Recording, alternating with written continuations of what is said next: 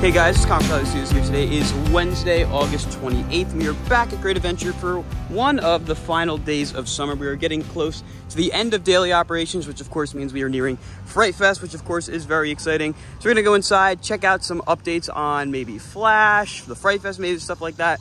Flash update, of course, as usual, will be in a separate video because I do see some stuff going on over there now, but we'll see you guys inside the park. All right, we're inside the park. It's definitely gonna be a shorter visit than normal because the temperatures are supposed to get really, really high today. I think it's gonna go up to like 95 degrees, kind of out of nowhere. It's already really hot out, so I have a feeling Log Flume and Roaring Rapids will be getting crazy lines today. I know Log Flume's been having some growing pains now that it reopened, but we will check on that, see if it is in fact open. I also know there's a new sign over at Superman explaining its closure, so we'll go check that out as well. First order of business though, we're gonna go tang a right. Over here in Metropolis, they've installed this new fence around Cyborg, pretty much surrounding the whole ride's perimeter. So it completely blocks views of the ride and Flash from the exterior. And the fact that Cyborg obviously is not going to open with this fence up. So I do hope that we see it open at some point. Obviously not anytime soon now that they've installed this semi-permanent fence, but we'll have to wait and see and watch for possible testing or training on this attraction. So I'm hearing what sounds like pumping. Now, I know that sound very well. That could either be them like putting nails in or something along those lines, or that is them testing one of the effects for this maze, which we now know is in fact Stranger Things, because I saw something in the inside of the maze that pretty much proves that it is Stranger Things. So as I'm looking at that spot I saw before, you can still see the brick wall, but it looks like they used a black tarp to cover up the colors of the wall, which if you guys saw the previous vlog or the short that I posted, you'll know what I discovered there was the colors of the walls of Hawkins High School. But if you just take a look through this at all, you'll probably see some walls or textures that look familiar. Like I said, I'm like 90% sure this is Stranger Things, which is a great spot for it. And they have a ton of people over here working on a variety of things, landscaping inside the maze. And of course, we heard that nail gun before, so they are not messing around and getting this ready in time. Looks like there's a new sign over here at Batman. Looks like a little ad for the Penguin, which of course is the spinoff of the Batman movie that came out 2 years ago with Colin Farrell. It is going to be on Max. I'm not going to advertise it for them, but there you go. That is why all of this is here. And I can't wait to see that show. I think it's going to be really cool. And I do like this little tie-in. I think it's a really nice touch. We just did a almost back row ride on Nitro with Zach. Zach, how was our ride on Nitro? D-Train hauls. It's not even close. It's so much better than A-Train. You got to make sure you get on D-Train because it's like two different rides. It's crazy, but I never really come over here in the morning, and even a morning ride on Nitro was flying. But another reason I came over here was to check on progress for Fright Fest Extreme, and take a look at this. We have the presumed demon district starting to take place. I see some more props up there too. So this is all going to be a scare zone over here, and it's very fitting that they have all the devils and demons in the Pine Barrens with Jersey Devil, which I think is very smart. And of course we have this nice sign here. Kind of reminds me of Halloween Horror Nights, this sign, which I think that's kind of what they're going for this year with how improved the whole Fright Fest experience is going to be. I see another prop down here, so let's go take a look at that. Then right here we have this like pirate tentacle skeleton thing.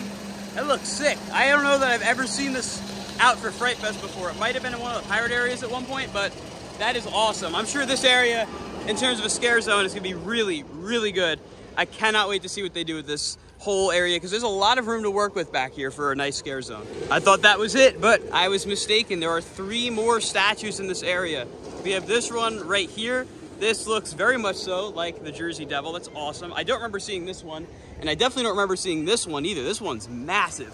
That's got to be, I'd say maybe 10, 12 feet tall.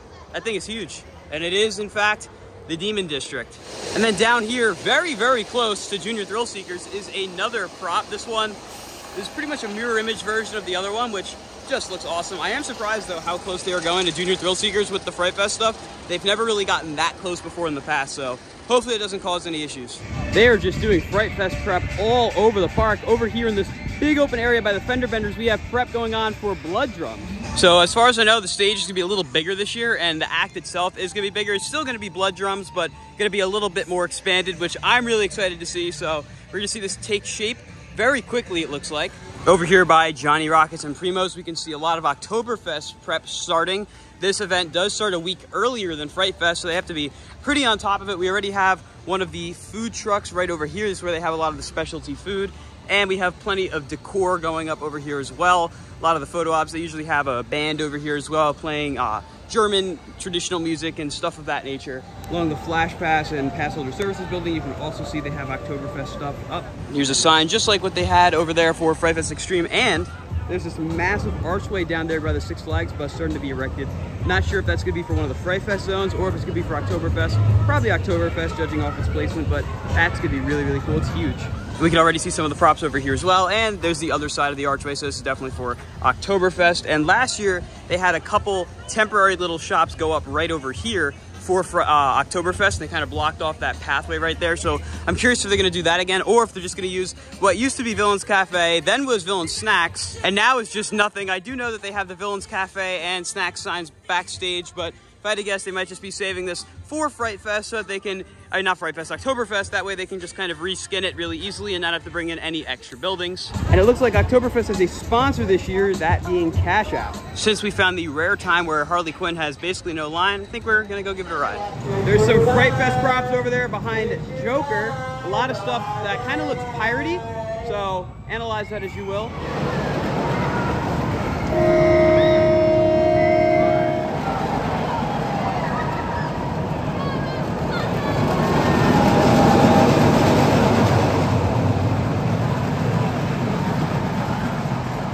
Over here at Big Top Terror, I'm not seeing anything on the exterior to prepare for the maze. It's a little surprising considering we saw stuff elsewhere, but I imagine we'll see the whole clown area that I assume will be returning over here take shape fairly soon. I'm really curious how they're gonna route the queue for this now that we have Dream Street and they can't just take up that whole area. So I imagine they'll probably just use the side of the path, but no signs of Fright Fest stuff over here quite yet. Over at Right Stuff, we now have a tent up and that big door is still open, so I imagine they are putting a lot of effort into getting that ready. You can see some stuff right there. I can't tell if those are props or what it is, but we're gonna see some more progress as time goes on.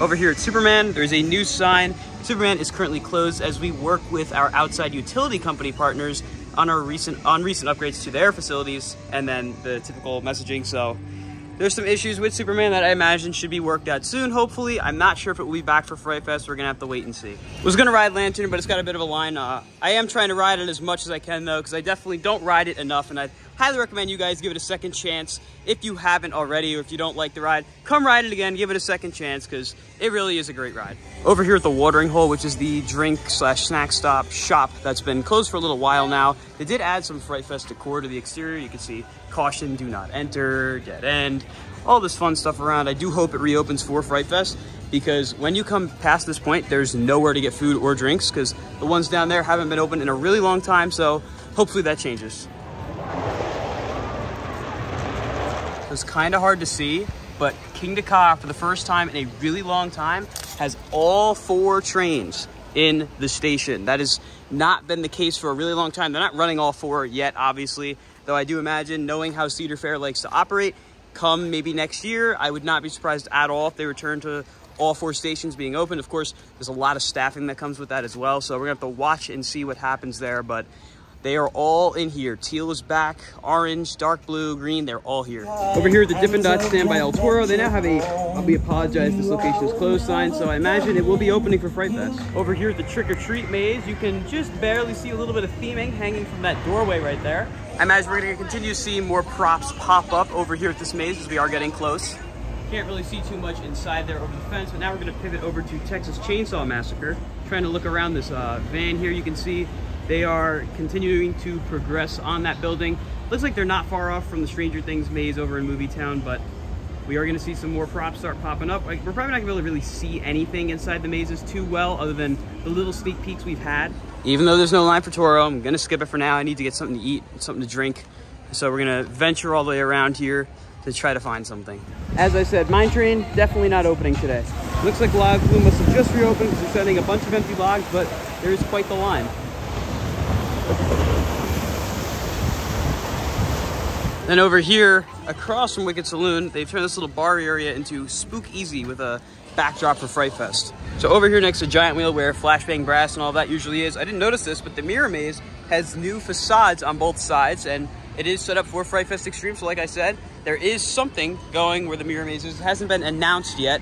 I'm not sure if it's gonna be like a full-blown maze or maybe just like a mini scare zone or something, but they have these facades set up, so I'm really curious to see what they wind up doing with it. All right, so we're back down here. We're gonna hang a left and go towards Ka because it is now open. All right, so we just did 2 rides on Ka. When we first got up there, it went down as we sat down, but it wound up only being like a 10-minute thing. So reopened, we got 2 rides, and it was great as usual. And it's really weird to see all 4 trains up there. Zach, how was it? Boost mode, that was crazy. Flying over the top, and yeah, all 4 trains, great sight right up there. So. Yes, when you get on it right after a breakdown, you will more than likely have boost mode for a couple cycles, and there's really nothing like King to Cobb boost mode. It's like how fast Top Thrill 2 used to run over the top at. It's ridiculous airtime. It's awesome. Over here inside Six Flags Universe, we have this really nice New Jersey Devil design that I have yet to see. Has the kind of turnaround element there. You can see the train, of course, the logo and the ride. It was awesome. That is going to do it for a quick time at Great Adventure. I decided to get myself a Green Lantern Nano Coaster because I realized I don't have one yet.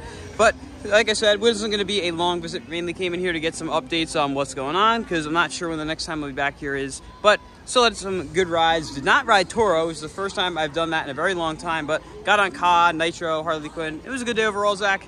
How was your time? My time was great. Yeah, I can't remember the last time I came here and did not ride El Toro, but it's just too hot to stick around for that long. So yeah, I think I'm going to go too. The heat is really brutal today, but with all that being said, guys, that's going to do it for today's video. If you enjoyed, be sure to like, comment, and subscribe, and I'll see you all in the next video. Goodbye, guys.